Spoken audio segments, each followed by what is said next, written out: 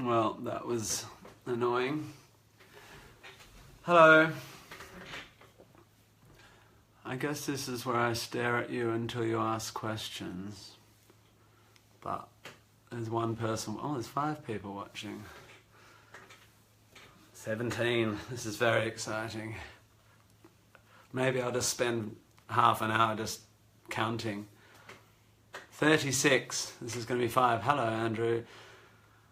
I'm glad you like the show. Okay, this is going to be a bit chaotic. So I'm just going to keep reading. Swipe left to see your viewers. Hello, Eric. Eric's an interesting dude. I'll tell you more about him later. It's nice that you're all there. I'm in my little office in LA. I see a dream about this. I teleporting. It's moving too fast for me to read them. How do I deal with that, Shell? 50, 93. Will you do any more stand-up? I didn't see that question coming. Yes, I will, but I've been trying to do other stuff. Can we ask about your solo career too? Yes.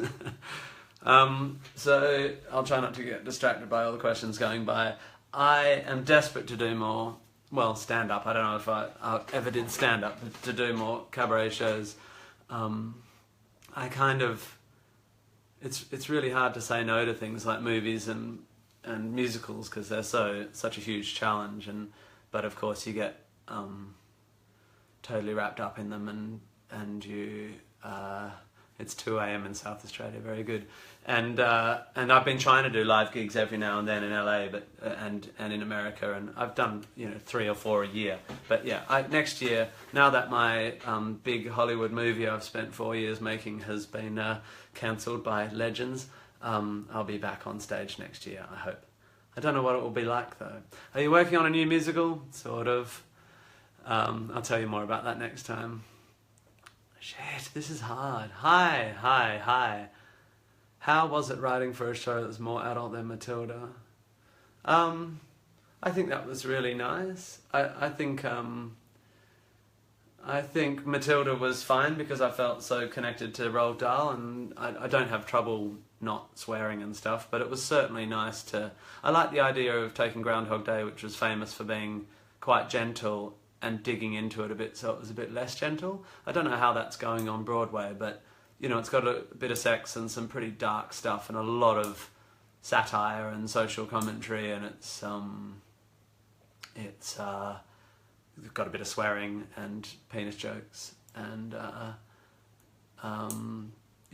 gender politics, and so yeah, I really liked it. I mean, the reason you write a musical, as far as I'm concerned, is because you think the story, the premise, the basis of the story is strong enough, has strong enough roots or legs to support whether it's a book or a film or whatever your source text is, that the premise has enough legs to hold up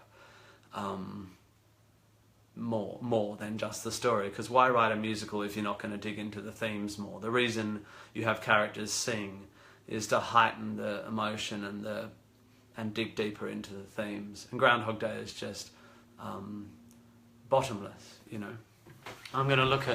I'm just going to look at my iMessage because Shell's going to find me questions because I can't read them all. Have you ever thought about trying to get the band back? Yeah. I actually was pretty close to booking some gigs in London in September, but one of the things with my live stuff is I know people...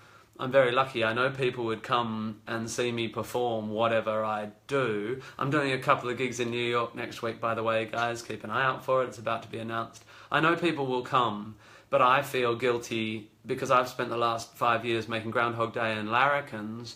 I feel guilty that I'm not performing new material. And so I tend to go, I can't go back into London unless I've got new stuff, which I know is not true, but I also feel like I should. So I'm going to try and write a bit before I go back on tour properly. Matilda come to Russia? Good. Matilda's like, as an English language, translating Matilda into other languages is virtually impossible. Unfortunately, that's what we've discovered. And it's also very expensive, and different child labour laws and stuff makes it very difficult to tour. Come to Scotland. Okay. Did you sing something in Polish? I don't think so. Did anything ever happen to Humorless Band? I like that you remember that. Someone asked about Matilda the movie, the musical movie. So there's been talk for a long time, ever since Matilda came out, that it would be made into a film, and that's kind of slowly in progress. We feel like we don't need to rush, because Matilda as a stage musical is still alive and about to go on tour in England and still there on the West End and still in Australia, and so we're not in a rush. But I'd like Matilda the musical, the movie, to be a couple of years. Who knows? Would you have a US tour again soon, solo? Yeah, I want to. I want to perform more solo. I have these children, right? The reason I decided to concentrate on musical theatre and film is because I wanted to be a better father.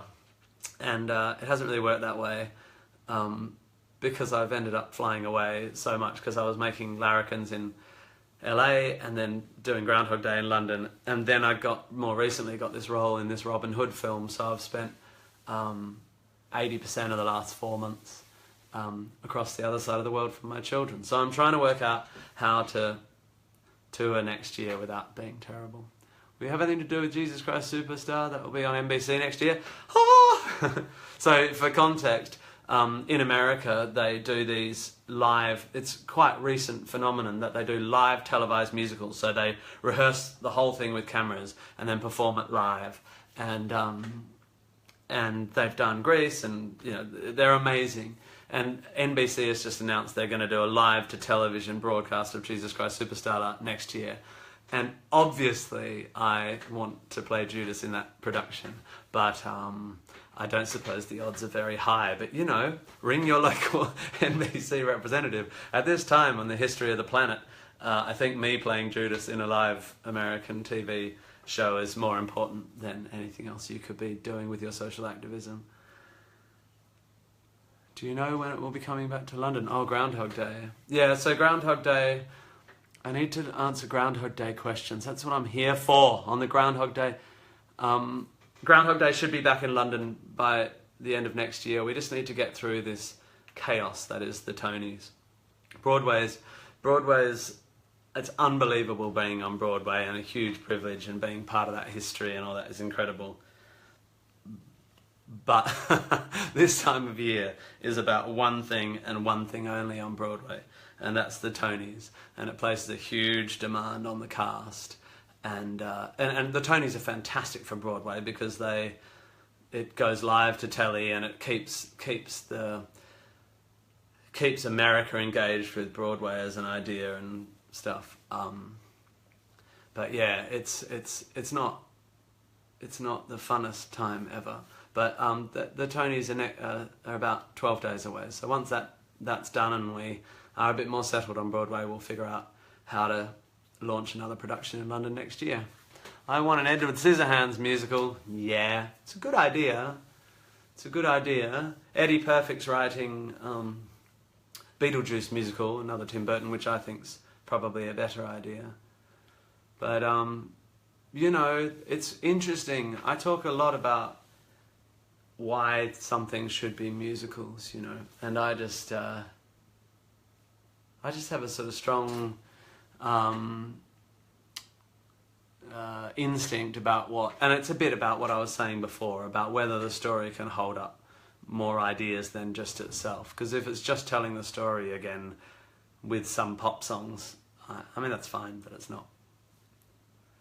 It's also about what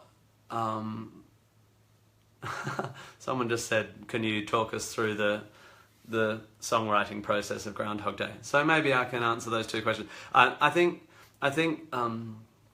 like what we try to do with Matilda, and even more so with Groundhog Day, is make sure that it works as a musical piece, so that as the story develops, you're planting musical ideas that relate to those story beats. And the way music can relate to story or emotional content is either to support it. Broadly speaking, you're either supporting the emotional content, so if it's dramatic, you make it dramatic, or you're clashing content with form, especially for comic effect. But each piece of, I have to not look at the screen because it's hard to concentrate. Each musical piece is adding up, so that your audience is learning tunes without even realizing they're doing it, you know. So that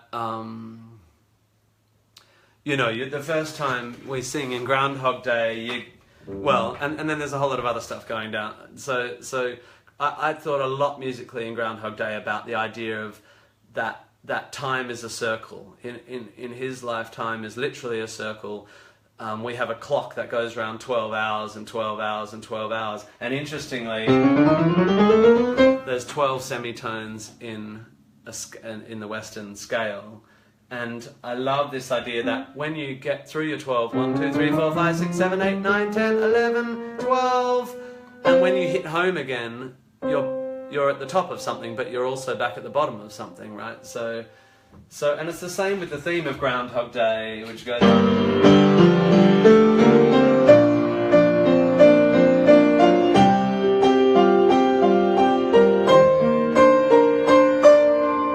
And you're there, and it wants to go again. And then the first song you hear is built on an octave, right? So the first song you hear goes, I was born in a Punxsutawney dawn at sunrise on a sunless day, and I learned me a saying that folks round here always say, you can curse, cast spells or cry. So you're introducing this idea of, I mean, it's incredibly simple because it's a major scale, but it's not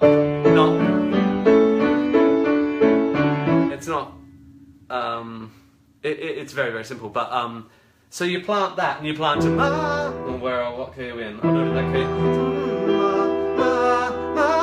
Tomorrow spring will come, tomorrow spring will come, tomorrow spring will come, and then a little bit later you get, nobody cares what I do, no one. And so you're setting up musical themes that eventually grow and grow and grow, and connected to those musical themes you're creating thematic themes in terms of the stories. So halfway through the second act, Phil goes, you like boats but you don't like deep water, and you are afraid of clowns and the end of the world, and you like films but as a rule you think they should be 10 minutes shorter. And when you were 19, you kissed a girl and didn't particularly like it. And so so that theme comes in, interestingly, when he first becomes a vulnerable person. But so musically, that theme is set up,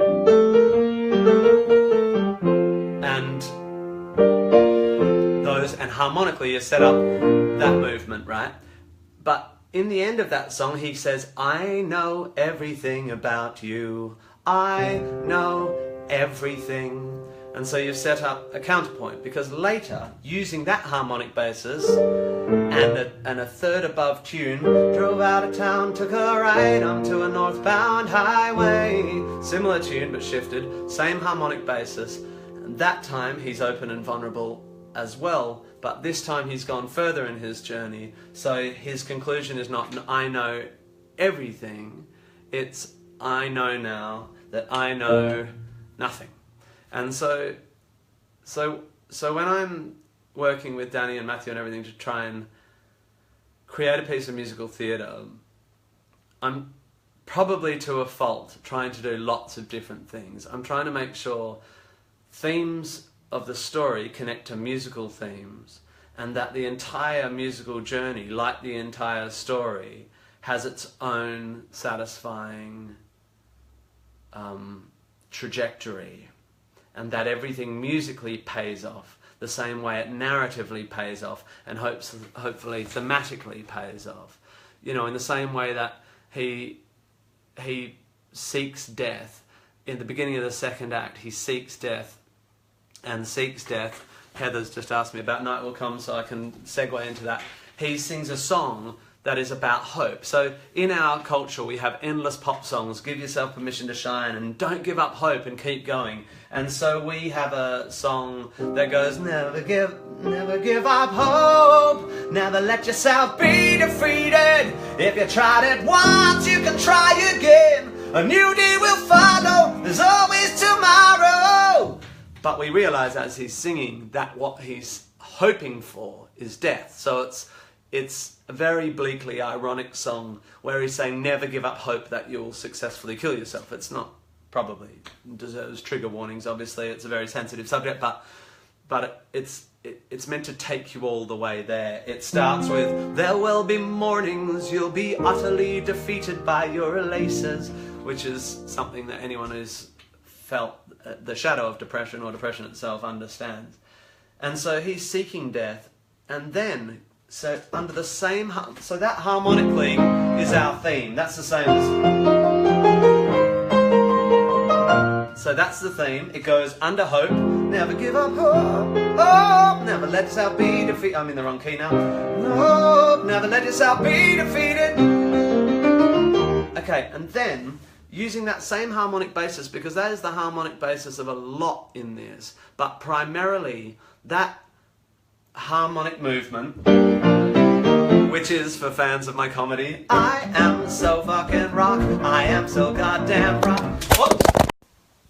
That's what happens when I bang my foot on the floor with my very precarious setup. Hold on, I got...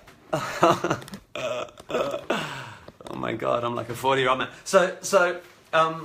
So that harmonic basis, who's bored? Am I losing followers? I don't care, I just want to talk to nerds.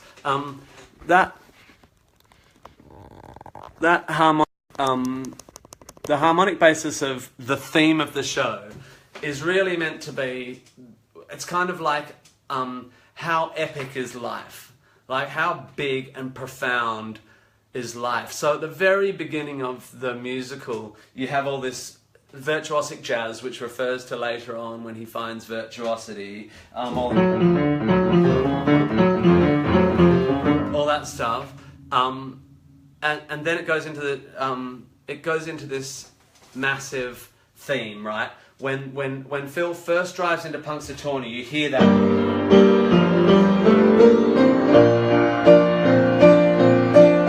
which is really the kind of how big and incomprehensible and rock and roll is is life, how epic is life theme. Later that becomes the basis of hope, and then later still when he's come out of his suicidal phase and has found, really through Rita's eyes, a way to see the world a bit more positively, a way to see the world in such a way that he doesn't want to escape it anymore. He then learns, so here is another thing that's been set up earlier, right? So Ned Ryerson is this comic, annoying character who sells insurance, and every day Phil walks past him and he goes, "You've heard our jingle, right? Death will come to everyone. You gotta love life, you gotta love life, you gotta love life insurance." And it's a little, obviously, stupid gag. But later we find out, and this is where the musical digs further in than the movie, that Ned actually has a very profoundly personal reason about why he's had to come to terms with this idea that death will come to everyone. Ironically, there's only one person that can't find death, and that's Phil. But later, we realise that Phil, post his suicidal phase, one of the things he realises is he's in control of his world, and he decides he wants to use that control to do good. And he gets obsessed. The way in the first act he gets obsessed with Rita, he gets obsessed with saving the beggar, who, by the way, speaking of setups, every day says, "Change, mister," which we hear initially as, "Can I have some change?" But later, as you hear it again and again, you start realising that there's a subtextual question in that. Are you ready to change, mister? Are you prepared to change? Do you have what it takes to change, to become a better person?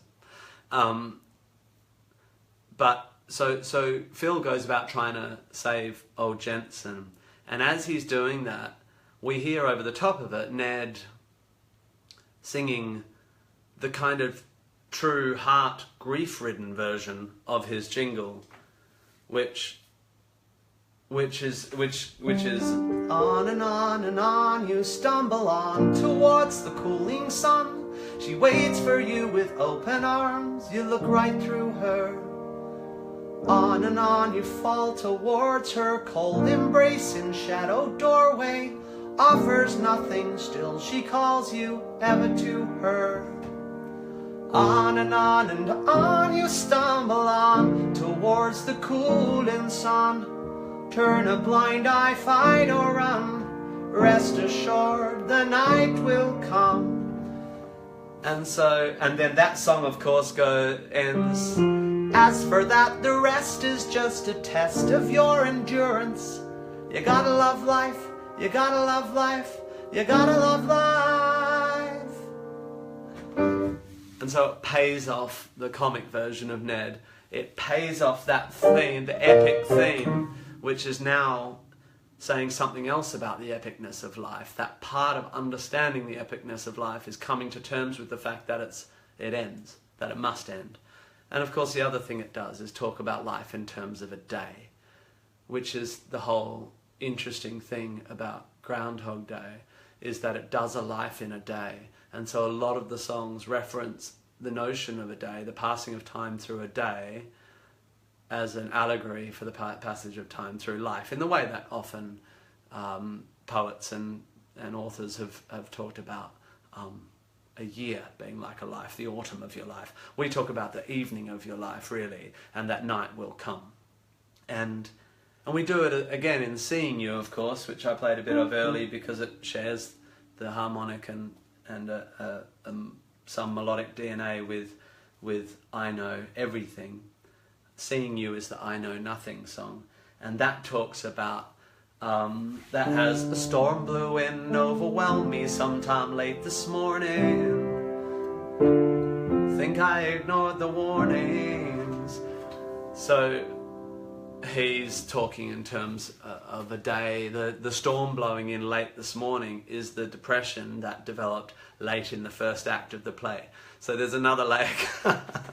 There's another thing we play with, which is that life is like being trapped in a play. I mean, Shakespeare talked about the world being a stage, and we are but players on it, and we're also playing with that, which is particularly brought forward at the top of the second act when Nancy sings about what it is to be a beautiful woman in the world and to have been trapped in a place where she presents herself as an aesthetic thing rather than and that has a very strong parallel about what it is to be a beautiful actress on Broadway, to be trapped in a play playing a role which she describes as just collateral in someone else's battle. Anyone bored yet? Rosencrantz vibes. Well, that's exactly, Catherine just said, is that you commented that it's like Rosencrantz and Guildenstern are dead, which I've talked about a lot, the notion of players being trapped on a stage in a world that they understand nothing about. Yeah, I mean, I could obviously talk forever about this. I'm passionate about musical theatre in a kind of almost I'm obsessed by its potential and for complexity. The thing with Groundhog Day, the way I talk about it, you guys are all watching me, so I know you're already people who are interested in me, maybe not by the end of this chat, but the average person who goes to Broadway isn't going to Broadway to have their existential bones rattled, that they want an emotional experience. But this intellectualization of the process doesn't interest them, and nor should it. The interesting thing about Groundhog Day is a good 50% of the audience come out going, that was super fun and funny. And then another percentage go, oh my God, that made me really upset. And the first half made me panic and the second half made me sad. And there seems, we hope it can work. If you just want to go out, have a couple of champagnes and go to a musical with your friends, and it's part of a whole weekend in New York, then we think we've made something that's just, I mean, the theatricality. I mean, Danny's script is constantly funny in a way that only Danny can be funny, and Matthew's staging and everyone's, and Rob's design and Paul Keeves' magic, and it's a proper spectacle. So you can watch it without really noticing the resonance of ideas and themes. And then but I like to think you could watch it 5 or 6 or 10 times and still be discovering stuff. I certainly hope that's the case with the album, although the album sort of, you get a whole lot of stuff because it's so sonically beautiful, but you lose a whole lot of stuff because you don't get how it integrates, but that's all right. Thanks, Luke. What's my favourite musical? Jesus Christ Superstar. What's this version of introduction? Oh, great. Someone said I sent non-theatre types and they loved it. Yeah, there's absolutely no doubt that non-theatre types love it. I hope so. You know, it's been the most competitive year on Broadway. Like, there's so many great musicals on Broadway. So it's not like when we put Matilda on Broadway, it came having done a couple of years in London, and it came with all its awards, and so by the time we opened on Broadway, we had already, before the curtain came up on the first performance, we'd already sold months worth of tickets. Whereas Groundhog Day came with people going like, a musical of Groundhog Day? I don't know about that. Or, yeah, that sounds alright. Or, no way, man, movies on stage suck, you know. So, and it had opened in London, it had got great reviews, but it hadn't sort of existed in the world for ages. But most importantly, it was going in at the end of a season that had Dear Evan Hansen and Come From Away and Natasha and Pierre and the Great Comet of 1812 and 10 other musicals that didn't get nominated in that. And it's just got... The interesting thing is it opened, and then our lead actor hurt his knee. And it was... I was in Europe away from my kids, and my movie had just got shut down, and by which I mean 4 years full-time work for which I moved to LA got shut down with not even a phone call, not an explanation, not anything. 4 years, 100 people's work, just like a murder at the night time, and the body dragged away before you woke up. Unbelievable. And then Groundhog Day was like coming into this season, and I was flying back and forth, killing the environment, not seeing my kids. I mean, I don't know if you saw that Donald Trump fun parody of When I Grow Up on James Corden's show. But that day I was like as close to having a bloody nervous breakdown as I've ever been. The interesting thing though, and the incredibly satisfying thing about what Groundhog Day is doing on Broadway, is it didn't come in with a whole lot of what we call advance, with a whole lot of advance ticket sales. Like, it was fine, and it didn't go bam like Matilda did, but every week it's just growing and growing and growing, and there's one reason and one reason only, and that's because people are leaving and going, you've got to go see it. So, although it's nerve-wracking,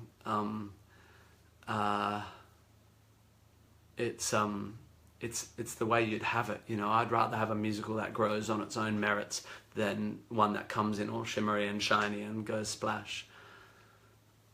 Thanks, Nick Ashen. Oh, balls out performance of one of your solo songs for us fans. I'll sing something at the end. I don't know how long I'm meant to do this. I won't do it for ages.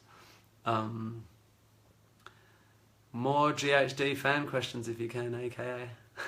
That's I just got a message from our publicity company saying talk about GHD, but I can't keep up with the questions. It's so annoying. It's so nice that so many people are watching it. It's amazing. What else? Ask me questions about Groundhog Day. Irene says, in Groundhog Day's short life, she's seen it more than she's seen Matilda, and she's seen Matilda a lot. Yeah, I get asked a lot about whether I like Groundhog Day better than Matilda, or I think Groundhog Day actually, in a weird way, could have more popular appeal, because Matilda, although it was really good for adults, I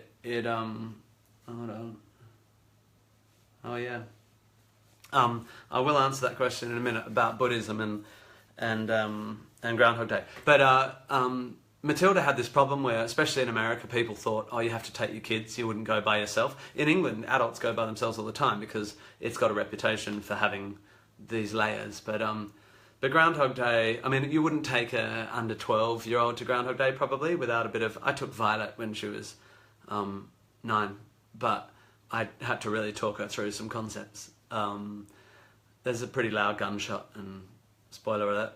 But I just got asked about the idea that Groundhog Day, the movie, was a Buddhist text. So Groundhog Day, the movie, started as this rom-com that just over the years people have dug into and found incredible meaning in.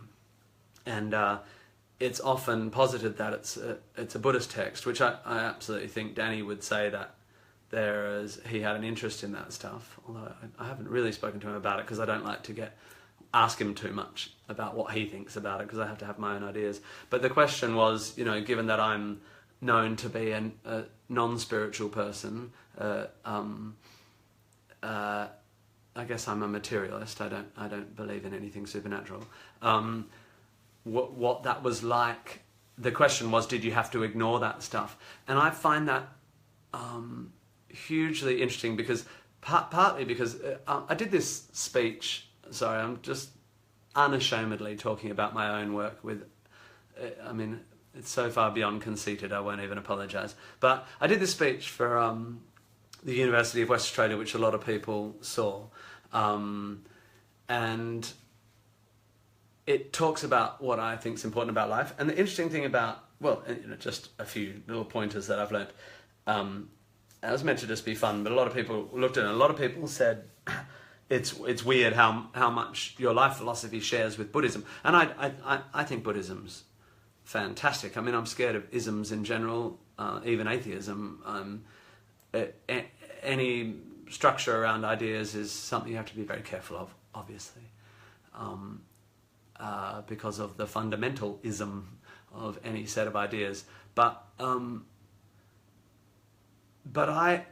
I see Groundhog Day as a piece of theatre, in our case, about how you can be kind and happy, which is what Buddhism's about. And ideally, before it got corrupted, I guess it was what Christianity was about, and still is to many, many people. And all religions are meant to be about how you be kind and happy. For me, as a humanist or whatever, I think it's incredibly important that one understands that the kindness and happiness needs to be achieved in the context of knowing that you're not going to get another crack at it, which is ironic given what Groundhog Day is about. But it's ironic that Groundhog Day is about a guy who has almost infinite chances of redemption. But what it's saying to the audience is, remember, you don't have infinite chances of redemption. You don't get to do it again and again. You need to take Phil's lesson and learn what he got to. And what he gets to in our version of the story is just an ability to be present and enjoy the moment and the people around him who he's learnt to love, and to see old things with fresh eyes. And that happiness is a byproduct of being kind to other people. So they're Buddhist ideas, right? But interestingly, Buddhism's against the structure of, if you do this, you will be rewarded in coming lives, which I think is a lovely idea, except at its worst, that idea is not purely altruistic. Nothing's purely altruistic, but what you want to do is be kind for the sake of being kind, not kind for the sake of in the hope that you're going to go to heaven or that you're going to get an upgrade in your next life. So for me, Groundhog Day works as a humanist text, as a text about the night will come, if you spend your time exploiting others for your own gain, like Phil does in Act 1, you will go mad.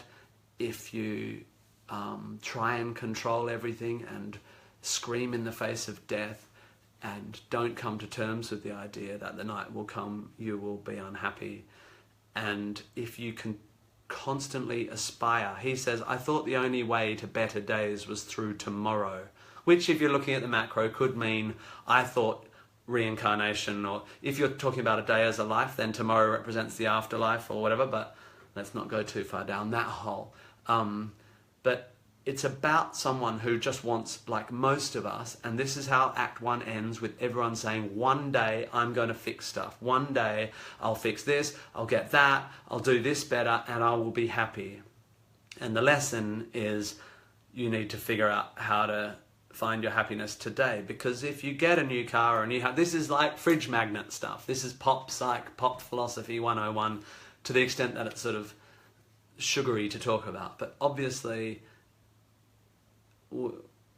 there is wisdom, and this is wisdom that's been talked about for thousands of years, that if you think you're going to be happy tomorrow when you aspire to fix things, you probably will never be happy, because in sporting terms, the goalposts keep shifting, or the goal keeps receding into the distance away from you.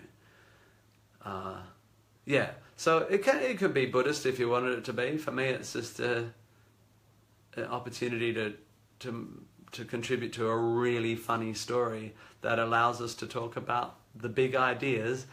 And ideally, if you do your job right, you talk about the big ideas without ever sinking into fridge magnetism, as I call it, without making it sound like a bunch of bumper stickers and a bunch of cliches. I really hope and pray that people don't feel like, I mean, that was the greatest challenge. How do we get this person to a point of wisdom without the wisdom sounding like something you get in a fortune cookie?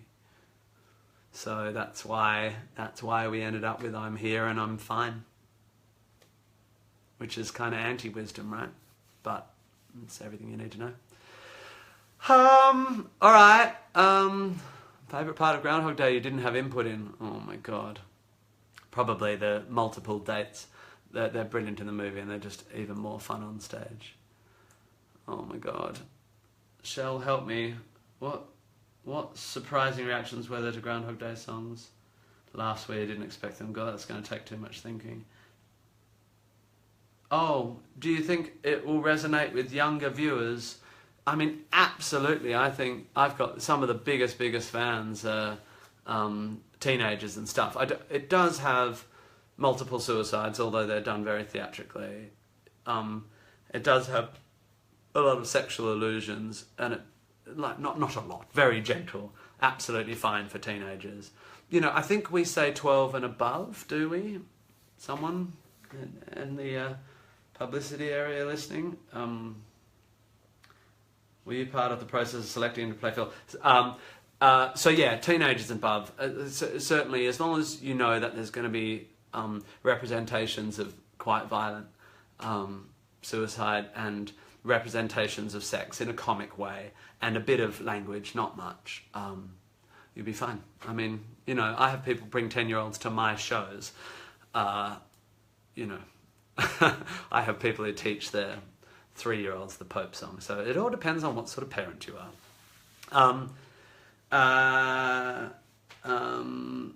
Oh yeah, Andy Carl. I mean, I can't look. He's just such a legend, and obviously a hell of a lot of the press around Groundhog Day in New York's been about Andy, as it should. It's an incredibly virtuosic performance, and it's amazing because he makes it look effortless, but it's unbelievable.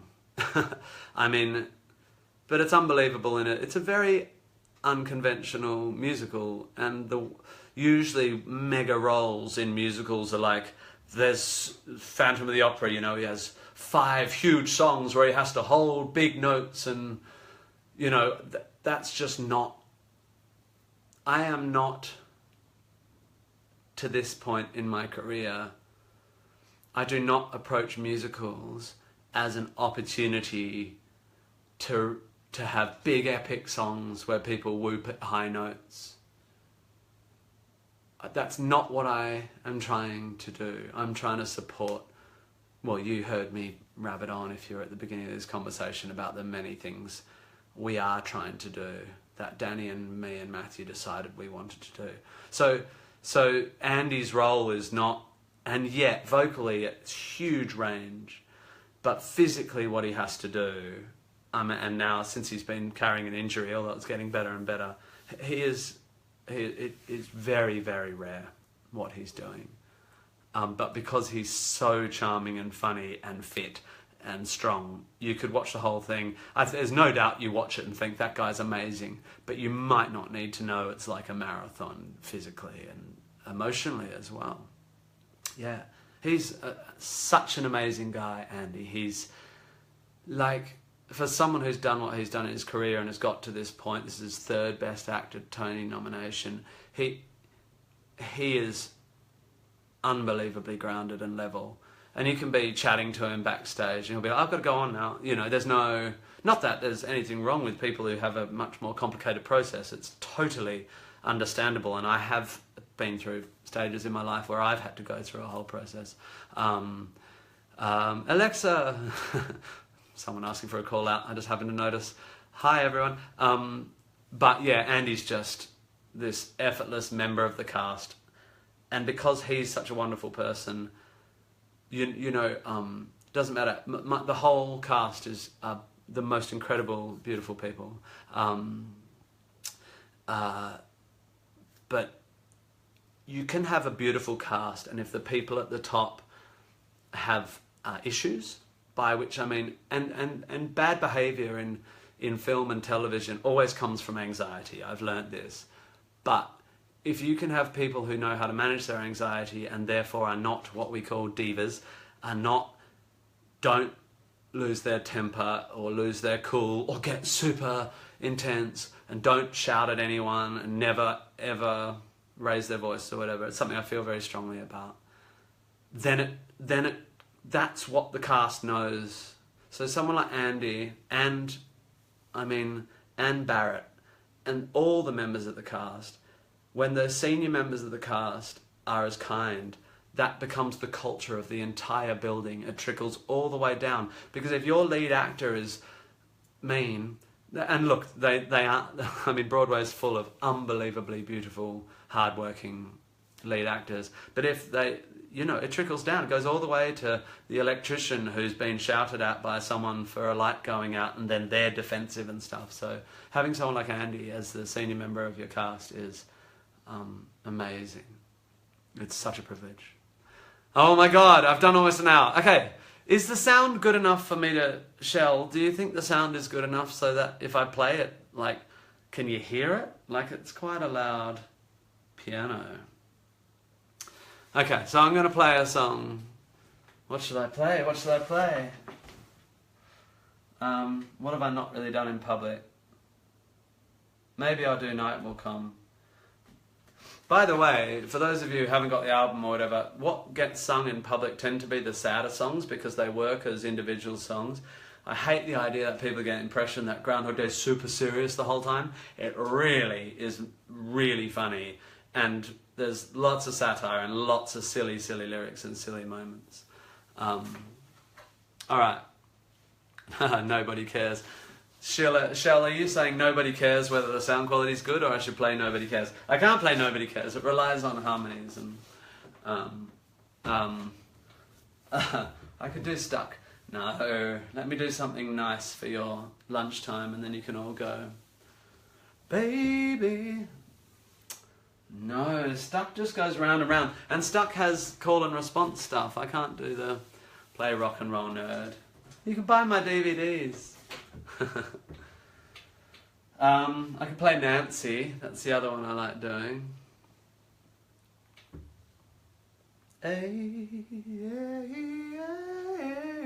I'm just waiting. No, I really can't do Stuck. I can't do One Day. Be Dirty. We will respond. Don't dream it's over. Oh, that's nice. I can't really do One Day. I don't think I know it.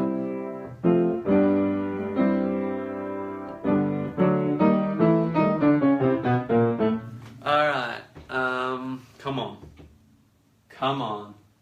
What should we do? I'll do Night... no, I've done a bit of that. Tomorrow spring will come. There will be sun. All right. Now I'll do Nancy. Here we go. All right. Oh, by the way, this is the first time you hear those chords.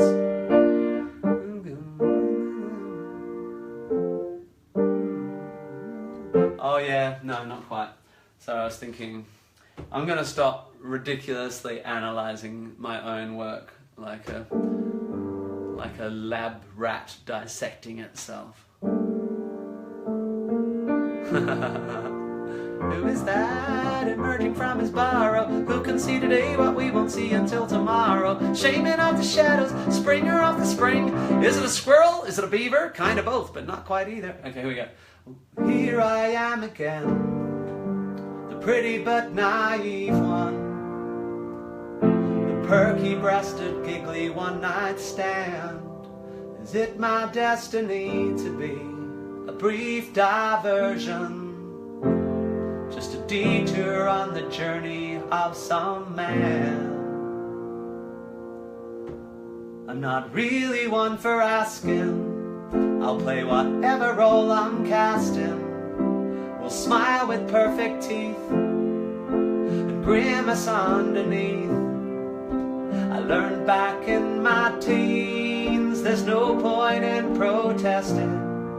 If you look good in tight jeans, that's what they'll want you dressed in. Once you're known for low-cut tops, it's pretty hard to stop. It isn't easy to break free of playing Nancy. Don't really remember, I guess I chose to be here. I wasn't quite aware that I was put here to be stared at. But this world I chose to live in is mostly run by men. So you take what you are given, just to feel the love again. So throughout the endless weeks and all through the weekend, you will find me here, playing Nancy.